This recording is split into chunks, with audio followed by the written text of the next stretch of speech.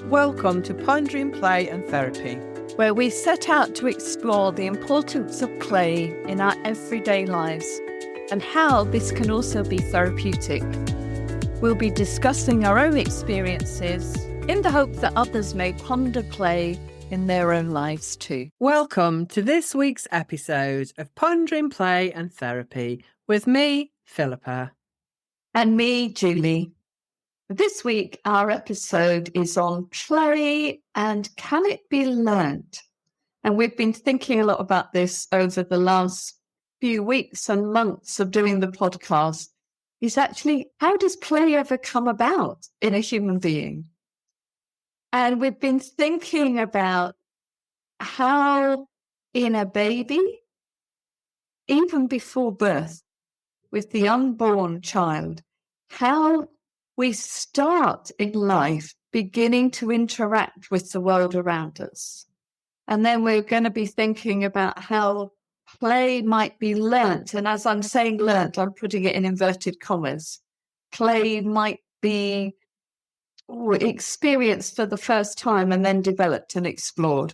How that happens when we're youngsters, but then thinking about later on in life, is it possible to relearn play, to find new playful ways of being in the world, learning new play skills? Is it something that can be taught? Or is it something more that is a lived experience? It's an embodied learning where we experience it with somebody else and then we can almost pass it on to do it with somebody else because we've actually had the lived experience of it. So, yeah, Philippa, let's start with babies. Let's start, say, the first year of life. What's going on for a baby that we could say was the beginning of learning how to play? And we're using the word learn, not in a sort of educational sit down, I'm going to learn how to do something, but begin to this thing that we call play. Tell us your thoughts. I was thinking which I hadn't thought about in the kind of 40 minutes before we had this, but there's a quote by Fred Rogers, who is that TV star, and you often see it on social media. And it says, play is the language of children. And when you were talking then, that was actually what I was thinking about, was that play is the way that we communicate with a baby in the womb as they start to move and they push their fist out of the tummy. You might grasp it or tap it, or there's music and the parent dances. You might sing to the baby in utero. There's a connection that's not play as in playing with toys, but there's a playfulness that's communicating to this baby, this tiny thing, that actually somebody's connected with you. We can see you, we can hear you, we are developing with you. And that continues when babies are born. We rock them and we're rocking them to soothe them, but it's playful. You sing to them. You might blow raspberries on their neck or show them a rattle or stick your tongue out at them. All those are playful things. And so that is play. And I wonder if we need to come on to this later in the episode. But that happens when you're in an environment that's consistent, predictable, nurturing, safe, and responsive. And therefore, as a baby, as a toddler, you will start to respond back to this consistent, predictable, caregiving adult. And therefore, that attunement allows you to play.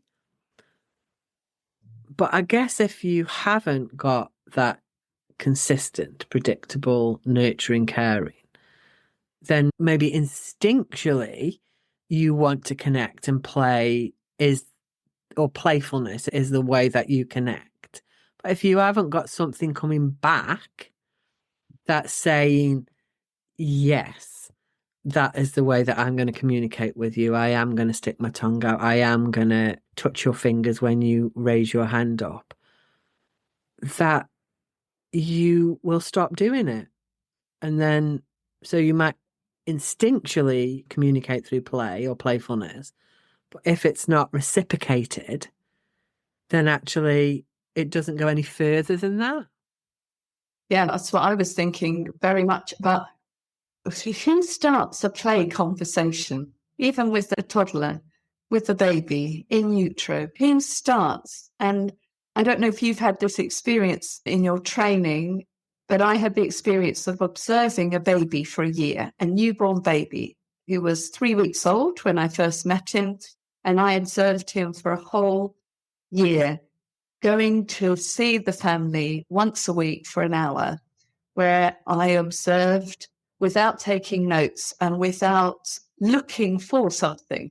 I simply, and I say simply, it was really tough some days, sat and observed and took in what was happening in that family. And it was a family that had this newborn baby, an 18-month-old and a 3-year-old. So there was a lot going on in this family. And one of the things we used to talk about in our seminars, so we'd come back to the training course and every couple of weeks you would present your case. You would read out your notes, the things that you'd written up afterwards. And then we'd be curious about what was going on. And I remember one of the things that we often talked about is who started the interaction?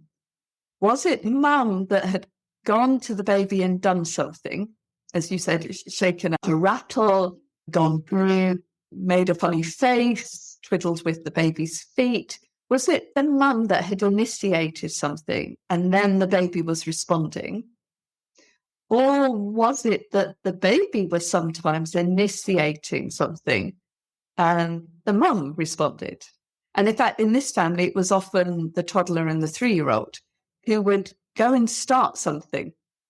And then the baby would interact. And then you could see the joy on this 3-year-old when her brother chewed back at her after she'd smiled or gone boom to her. She used to do these little gentle booms. And her absolute thrill that she had enacted this reaction from her new baby brother. So for me, that's always been a question. Who starts it? Where does the conversation start? Is it the baby or the young one initiating something with the adult or the older around them? Or is it the adult initiating something with the baby? And does that matter? I suppose you talk, I know a lot about the feedback loop, and maybe in a while you can tell us a bit more about that. But that sense of it's a continuous circle of I do this, you do this, I do this, you do this. And how that begins to build that sense of who I am in the world. If I do that, and that happens. And it might be playfulness with a person, or it might be playfulness with my own body. We watch young babies and toddlers really explore what they can do with their bodies. They begin to realize, if I stretch my hand there, I can grab something. If I push that, it moves. Now, how I can impact the world and how the world can impact me. And if I make this sound to my 3-year-old sister, she comes and does something back. So it's a beginning of that sense of self, that sense that I'm me and you're you, and the world is the world, and the objects are the objects. And I end here and they begin there. And I begin to build up this sense of who I am through interaction, through that connection and exploration. So I'm wondering, even, without play, can we exist? Can we have a sense of who we are? And there's just one more thing before we just get into that really deep discussion about self. I think the other thing that play does is it gives your body the foundation to play. Because without it, your body doesn't develop in the way it does. I think we've talked before about our body developing from the top down, and that the first thing you do is you develop head, neck, and shoulder strength. And one of the ways that happens is the baby's carried around, but the other one is that babies are put on their tummy so that they can start to lift their head up. Now, again, often parents or whoever's looking after the baby will put things for the baby to look at or to see to encourage them to do that. And then they start to lift their head up, and then they start to roll over. And again, you put a toy just out of their reach, don't you? So they start to stretch, and then they do that rolling over. They do the pushing up with their hands. So they're lifting their shoulder, building their shoulder strength. And so actually play builds their early sensory motor systems in order that they actually bodily have the ability to play. And crawling, there's a woman called Sarah Lloyd who does building underdeveloped sensory systems, and she would say crawling is your superpower because it makes you lift your head up, it builds your shoulder strength, but you're also putting weight through your hands, which is opening up the bones and the muscles and strengthening them, so you can actually hold a knife and fork, you can hold a pencil, you can hold a colouring book without being able to do crawling or moving or building your body through play. You just can't do any of those things. It's impossible for children to sit at a desk. So when we talk about school ready and we want them to be school ready, they need to have played and played substantially in order to be school ready. Because if you haven't developed this head, neck, shoulder, and girdle strength, then you can't sit at a desk. So you're going to be fidgety, you're going to be falling off your chair, you're going to be standing around. You can't hold a pencil, you can't look at the teacher, you can't come downstairs, you can't stand in a line, you can't carry your tray with all your things on. So actually, I know we're going to talk about the sense of self, but just building your body from that very moment that you're born and being carried and played with in that way and encouraged and all those sorts of things is super, super important, because you can get to 14 then and you can't sit in an exam room when you're doing your marks for your GCSEs because you didn't get tummy time when you were 6 weeks old. And that's a huge thing. And then you can go back and fill all these gaps in. But again, it's play that you do it with. You playfully engage to help children, teenagers, then have tummy time, then do crawling, then helping their tactile system, baby massage. That is building a tactile system, and that is play. Blowing the raspberries that we do on, like you're talking about, that 3-year-old blowing to her baby brother, and a baby brother's copying, but he's moving his mouth to develop his oral strength. Do you know what I mean? It's massive, all this stuff, that if we don't do it, fundamentally changes how we develop and then what we can do in later life. Yeah, so thinking there about we need the tools to be able to communicate, to play, to work, to travel, to eat, to talk. We need a body that has the muscles and the coordination to be able to do relationship ultimately. And to get all of that sort of blowing bubbles and making raspberry sounds and cooing, it's all building up those huge muscles around the jaw and the lips that are ultimately going to be the muscles that help us to speak and to help us to chew. And the more we get to chew, the more we get to be able to articulate and speak. Absolutely. And you and I will have worked with families and children who, for many reasons, haven't had the opportunity to have solid food. Sometimes I meet a 3-4-year-old who can only manage liquids and very mushy food. And sometimes that's because of a medical reason. Sometimes that's because of neglect. Sometimes that's because of unavailability of foods that the child has needed. But without that capacity to chew, have a rusk in your mouth, really munch down on a crunchy biscuit, then you're not developing the jaw muscles and facial muscles to be able to then speak. So often those children that I've met who've had that deprivation, no matter how it's been caused, really struggle to speak.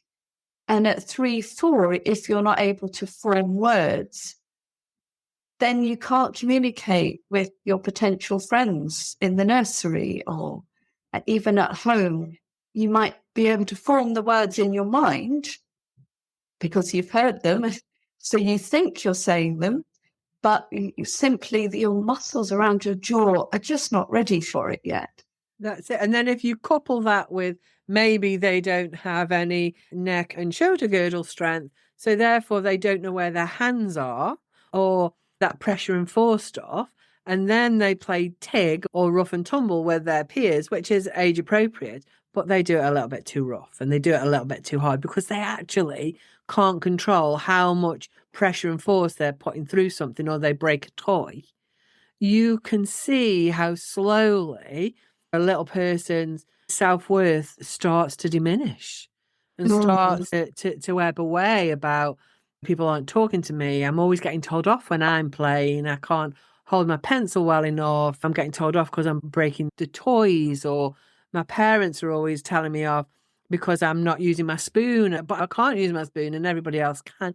Because we only know what our body is like. And if you can see that other children are using spoons or knives and forks, but you can't, and you still use your fingers, and everybody's telling you off for using your fingers, then that's going to slowly erode away around how you see yourself. Never mind coupled to, I think, going back to the question you asked before I got into the body stuff, was around if you're making these attempts to connect with your adult as a baby, as a toddler. So maybe you're blowing those raspberries, or you're smiling when they're walking past, or you're putting your arms up and people just walk past you, or don't blow the raspberries back, or you don't see an adult from 1 hour to the next. You're just left with some toys in a playpen or a cot, or you're left in a pushchair watching the TV, and what you learn is from Peppa Pig or the Night Garden, and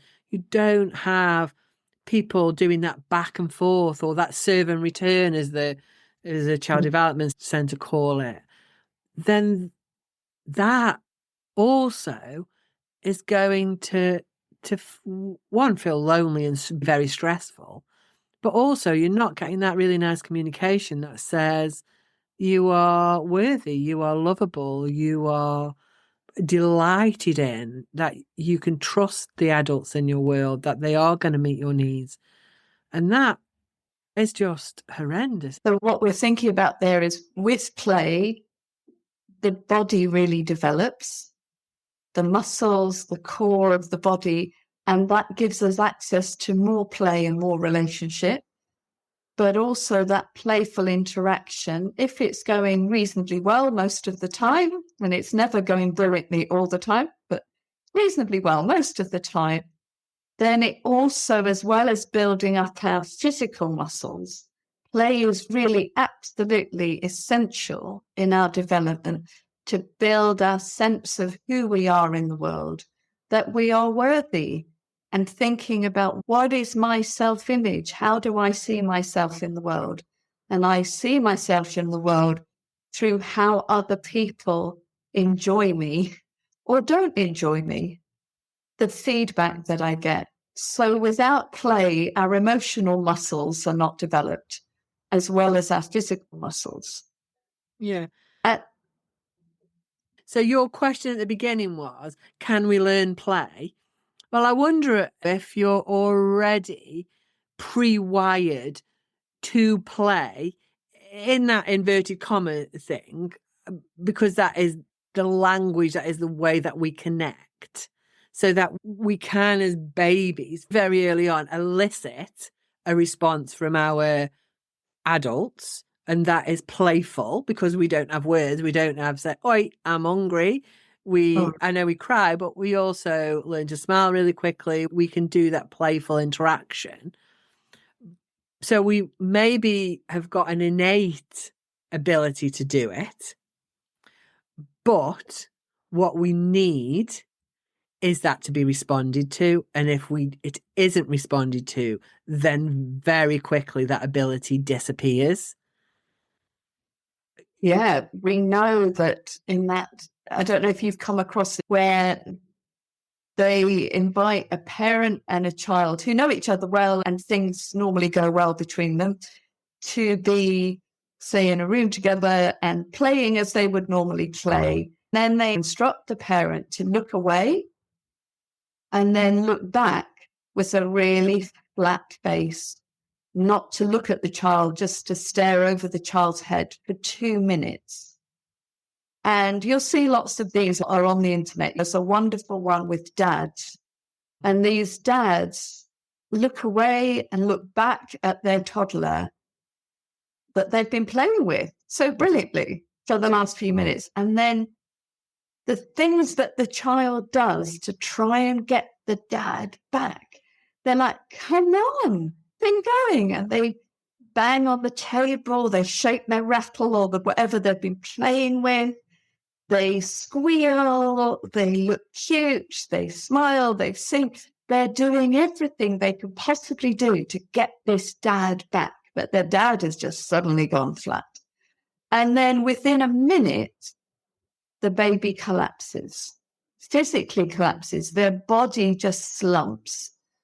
And they look away. They give up. They flop. They cry. They just lose everything about themselves. Their body and their psyche seems to absolutely just melt. And then the parent, the dad in this situation, is instructed to now look back at your baby and re-engage. And then, so quickly, these dads and these babies do get it back again. And you can feel when I watch that, and I've watched it many times, that one, the dads, the relief I feel. And if that's me feeling the relief, watching the video of that, what relief must that baby have felt when, I've got my dad back?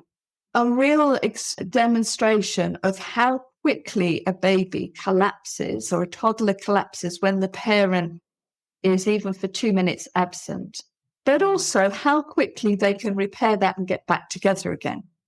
I think that's called the still face experiment. I was in the dentist the other week and there was this most beautiful little girl in there. She was about 3.5, 4, I would say. And she was with a mum and a dad. Her dad was sitting on one side and her mum and her were on some chairs. She was standing up and her mum was sitting down and she was drawing on some paper and her mum was looking at her mobile phone and scrolling through her mobile phone. And this little girl was drawing and then she lifted the picture up to show mum and she lifted it up and showed mum, but mum didn't notice that she had, and so mum just carried on looking at her phone and then this little girl put the paper down and drew a bit more and then she lifted it up and showed mum again and mum didn't notice. She carried on scrolling through her phone and then she put it down and then she took this, mum had got another paper that you have to fill in when you go to the dentist in her hand, and so the little girl pulled it out of mum's hand and mum just let it go, still looking at her phone. And then this little girl started to draw on this form that you have to fill in. And mum then noticed and told her off. Oh, no, you can't do that. You can't do that. And took it back. And this little girl is just quite confused by it. And then mum started to scroll through the phone. In fairness, dad, I think, then noticed and took the little girl to play on some toys. But when I was watching it, that's what I was thinking about was the still face experiment, because myself, I've watched it loads of times and I was just thinking, this parent clearly loves this little girl and this little girl is clearly attached to this parent, but she had learned to maybe offer mum some kind of play or some kind of connection, But when mum didn't respond, she just carried on her own. And that, it was quite sad, I have to say, because she needed mum to say, that's a great picture. I suppose what I'm sitting here thinking is, but is that not just part of the reality of life? Sometimes a parent can notice stuff and sometimes they can't.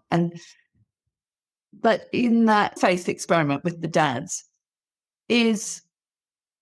but they were able to recover very quickly from the time when dad was absent. Mm.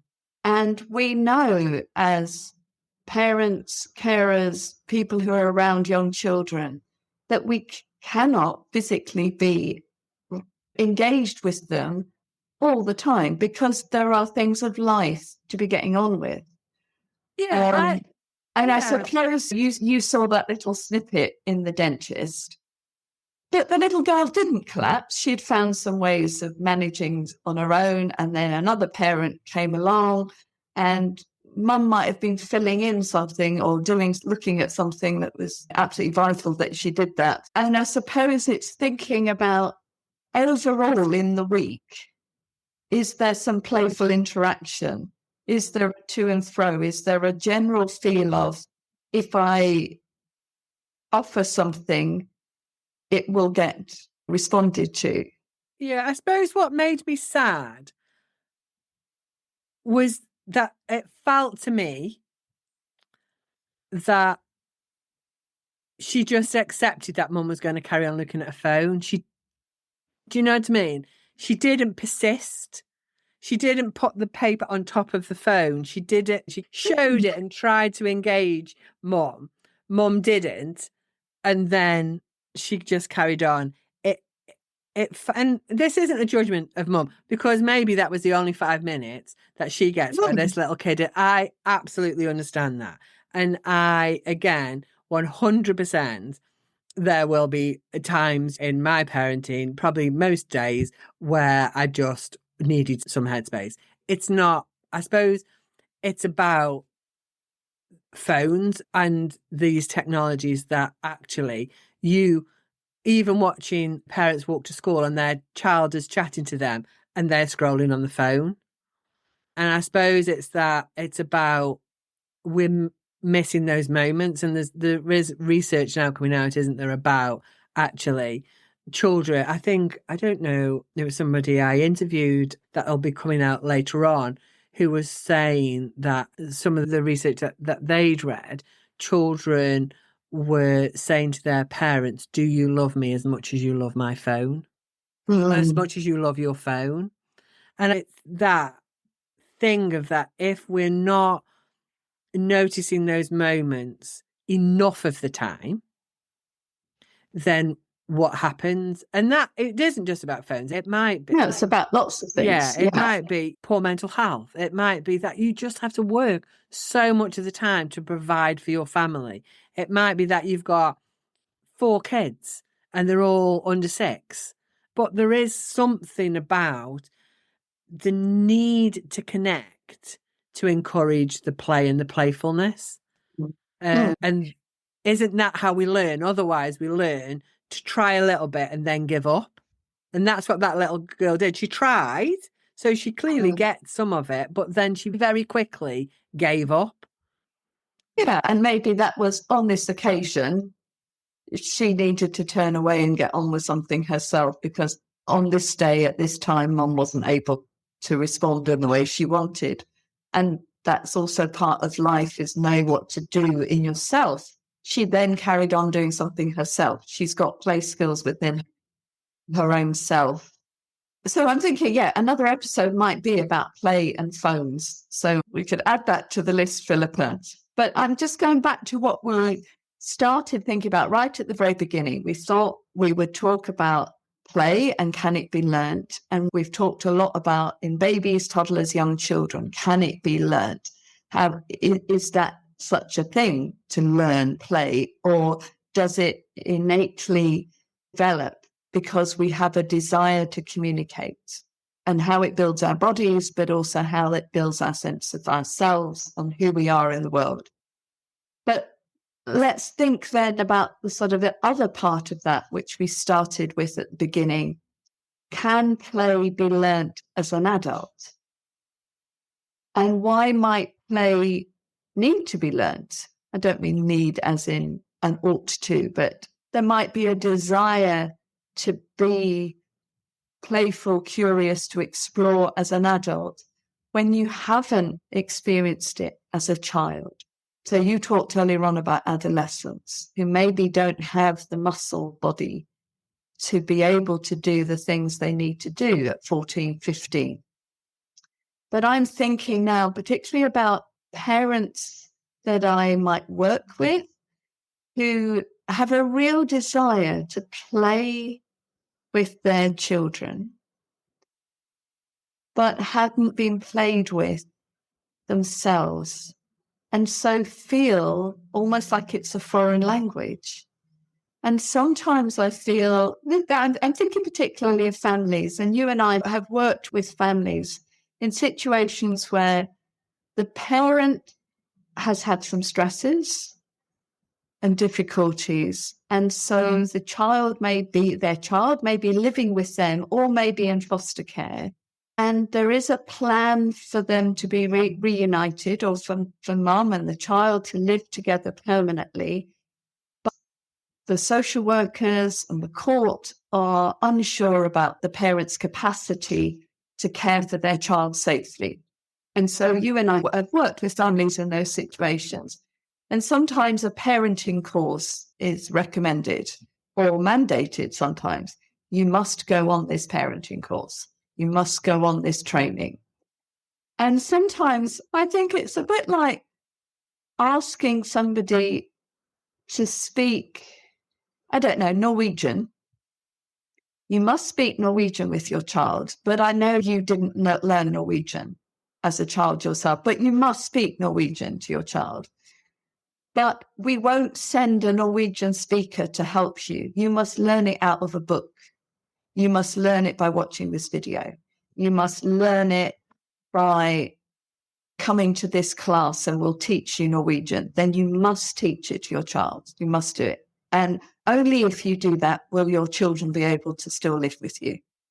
Now, I think we often do that with playfulness as well. We're asking a parent who doesn't speak play, doesn't do play, hasn't had the experience of play. It's not their first language. And yet they're asked to make it their first language with their child.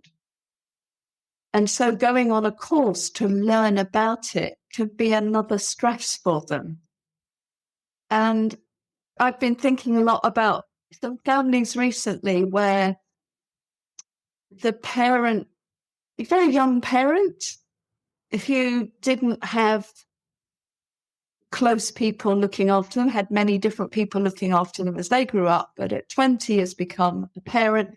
By 25, they've got a 5-year-old who has been removed a number of times but from the family, and now the two of them are back together again, but it's tenuous. And using the practice that you and I know many other listeners use, which is a form of therapy called theraplay, where we work with the parent and the child together. But actually what I'm discovering sometimes with families is it's not the parent and the child that I need to work with just yet. I need to do lots and lots of this experience of play with the parent. It's almost like I need to become the parent to this parent and for them to have the experience of being a child. And so sometimes I've just worked with the parent and I've never even met the child. But by giving that parent the experience of being read to, played with, loved with, slightly challenged, giving them that experience of nurture and engagement and structure, it's been an embodied experience for them. They've felt it. And then what I've seen is they are able to offer that to their child because they now know what it feels like. I don't know if that in any way resonates with you and some of the families you've worked with. Teaching them play, I'm engaging in playfulness with them so that they can do that. I think it's parents, it's foster carers I've worked with and adopters, really. And because sometimes we know, and that's the thing that you were saying, that you can know, you can read it in a book, you can have Mm. somebody to say, this is what you do. And I think that is the knowing. And in Mm. therapy, it's about being in the being. That's what I think. There's a difference between knowing and being. So you can know you need to be playful, or you can be playful. And they are very different. One is a cognitive based knowledge that, okay, yeah, I need to blow the bubbles now. I need to see them laugh. And there's no feeling. And what we were talking Yeah. about, I guess, earlier on with the baby and the communication, it's feeling.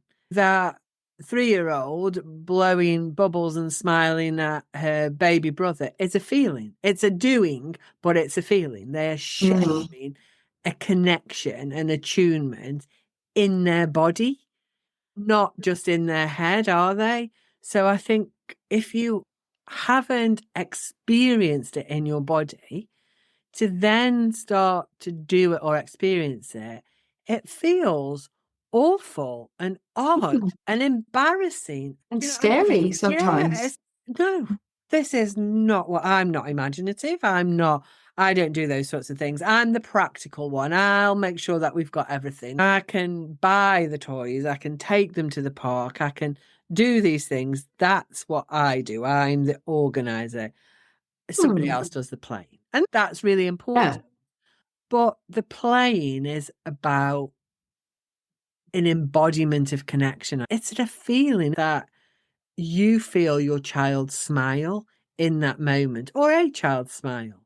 Even if you can't see it, you can feel it because you're feeling it too. And sometimes you can feel when it's going wrong, when it's, oh my gosh, this really doesn't feel okay. But you can then adapt that play. Whereas if you haven't got it in your body, then when it goes wrong, again, there's an internalization, or I wonder if there is, around, I did something wrong there, rather than, oh gosh, that was just a bit messy then. How we're going to, there's a difference to it because one is almost a deconstruction of what the play is. Okay, so maybe I shouldn't have given them so much of that and I shouldn't have done that. Next time I'll do that, rather than, oh my gosh, we made such a mess there. Wasn't that fun? Because you're not feeling it. Or maybe the times where a child is maybe more distressed by play and play isn't helpful for them or Mm. you, that if you aren't feeling it, you're just knowing it. I wonder if it shouldn't have gone wrong because I did it like it said I should, rather than this doesn't feel okay, so it's not okay. Yeah. Yeah. And always asking, yeah, does this feel okay for me? Am I engaged with this, enjoying this? And does it feel okay for the child? And then that's a thing to keep doing. And that wonderful phrase, I love when a child says, again, again. I feel like the absolute best woman in the world if somebody says, again, it's God, we have cracked this. Yeah, we have found something that we both enjoy. And it might be that if I did that with another child or the child did it with another adult, it wouldn't feel right. But between the two of us, it feels right. Mm. And I think that takes a lot of trial and error to find those couple of things that work well in that particular relationship. Like that 3-year-old girl and her brother. She, over that year, I observed, built up quite a repertoire of her and him things that just she could do with him. And that was, I don't know, I don't see them anymore, but I guess they're in their 20s, mid-20s now, what their relationship is like. I can imagine it's quite good. But I'm also thinking about the parents who, perhaps for the first time as an adult or as a young parent, an early parent, are experiencing what it's like to be enjoyed and played with. It could be a therapy situation, it could be with a professional, it could just be with a friend or in a new relationship. And that awakening of playfulness, perhaps for the first time as an adult, that I see that often comes with a sense of grief and a sense of loss. I'm getting this now at 25. Somebody's offering me this. Somebody's enjoying being with me. I feel a worth of value. This playfulness stuff, was beginning to feel that it could be part of my life. I could begin to offer that to my child. Didn't think I'd be able to do that. Always thought I was rubbish at those things. The grief, the loss, the sense of I've missed out.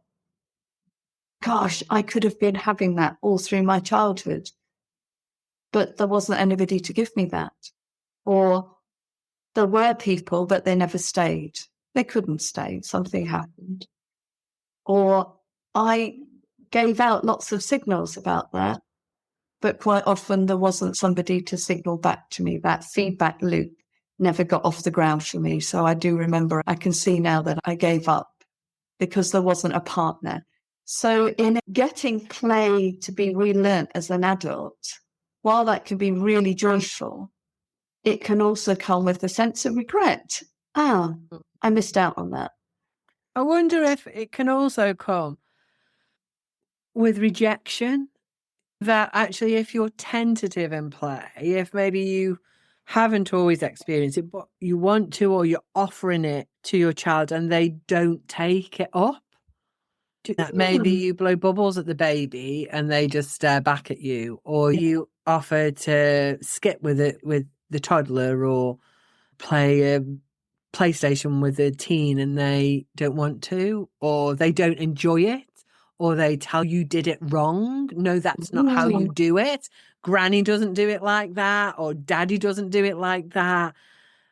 That rejection, if you haven't got all these banks of other experiences, I imagine can feel horrendous, absolutely horrendous. And you just think, okay, I aren't any good at playing. I can't do imagination. I don't read the story and put all the voices in Granddad does, or like they do at nursery. So I'm just not going to do it anymore. And that can then make it feel like it's your fault that you can't play now and didn't get played with in the past. Maybe it's because you weren't worth playing with and now you can't play. And again, that's because you're not worth playing with again. It's repeating that. Yeah, because your child is rejecting your play advances. And that's, as you said, you might not have a sort of repertoire that you've built up since the child was a baby. Perhaps you're beginning to do this when the child is 5, and social workers or others or family members and others are really encouraging you and helping you to do that. But you're starting from scratch, really, and you and your child don't have that 5 years bank of playful interactions that might have been available in another family. And you might see that if you're co-parenting, that your partner is doing it and your partner is playful, and that the baby and the toddler is responding to them in one way, but then you try it and they don't respond to you in the same way. And what is that? What does that feel like? So why can they get that giggle or that smile or that? Why do they go there and not to me?